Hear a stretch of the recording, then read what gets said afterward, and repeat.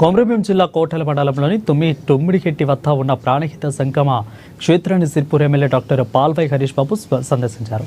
ఉధృతంగా ప్రవహిస్తున్న వార్తా వైన్గంగా నదుల సంగమం స్థలాన్ని పరిశీలించారు.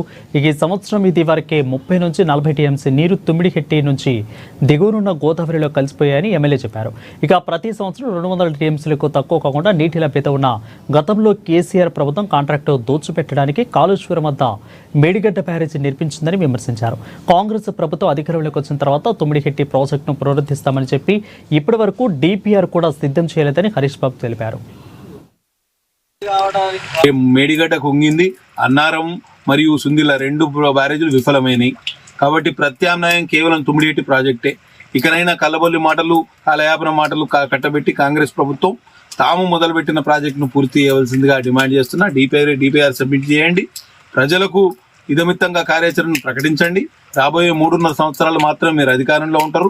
3.5 సంవత్సరాల్లో ఈ ప్రాజెక్టు ఎట్లా పూర్తి చేస్తారు అనేది మీరు ఆలోచన ద్వారా మాకు చెప్పే ప్రయత్నం చేయండి. అప్పుడు ఈ ప్రాంత ప్రజలు మిమ్మల్ని ఆదరిస్తారు. కానీ వట్టి కాలయాపన ఇప్పటికే 1.5 సంవత్సరాలు గడిచిపోయింది. కాళేశ్వరం మీద ఇప్పటికీ మన కాగ్ రిపోర్ట్ ఇచ్చింది, కాళేశ్వరం మీద ఎన్డీఎస్ఏ రిపోర్ట్ ఇచ్చింది, కాళేశ్వరం మీద మిగతా ఏసీబీ మన రిపోర్ట్ ఇచ్చింది. దాని తర్వాత కాళేశ్వరంలో ఇవాళ జ్యుడిషియల్ కమిషన్ ఒకటే రిపోర్టు బాకీ ఉన్నది. అది కూడా ఈ నెలాఖరికి అయిపోతుంది.